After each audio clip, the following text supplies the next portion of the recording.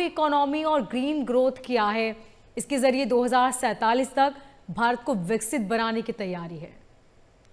देखिए, भारत को विकसित बनाने का जो एक मापदंड है वो है आपको दोनों सेक्टरों पे काम करने का पड़ेगा, पब्लिक सेक्टर, प्राइवेट सेक्टर, और लोगों को यूनिटरी एंटरप्रेन्योरशिप पे ध्यान देना पड़ेगा। देखिए, कल एक 1 फरवरी को बजट आने वाला, 2 दिन है जी। मात्र।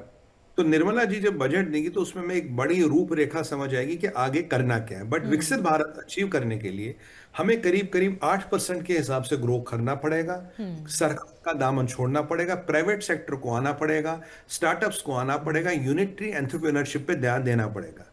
आज जो विजन डॉक्यूमेंट दिखाया गया है इसे कहते हैं हमारा इकोनॉमिक सर्वे, यानी कि कंट्री की इकोनॉमिक हेल्थ क्या, इसमें क्या मेन मेन चीजें हैं जो कवर की गई है। वैसे तो गागर में सागर भरने जैसा, पर मैं प्रयत्न करूंगा 2-3 मिनट में बड़े स्पष्ट शब्दों में कुछ मेन चीजें समझाऊं। पहली बात जो है, अगर आज निर्मला जी ने कहा कि भाई दुनिया भर में जियो पॉलिटिक्स हिल रही है, चीजें हो, कोई लगा रहा, कहीं किसी पे प्रतिबंध लग रहा, किसी की डील खराब हो रही, किसी पे हमला हो रहा है, ऐसी जो परिस्थितियां बन रही हैं जहां कुछ भी पता नहीं, भाई अगले साल इंडिया 6.8% से 7.2% तक ग्रोथ करेगा।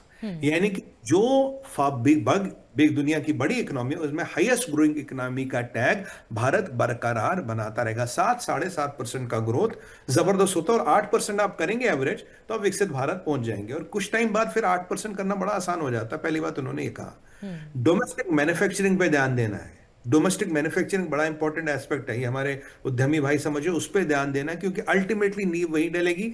आज कल परसों चाइना की दुकान बंद होनी है तो आप पे सारा काम आने वाला है।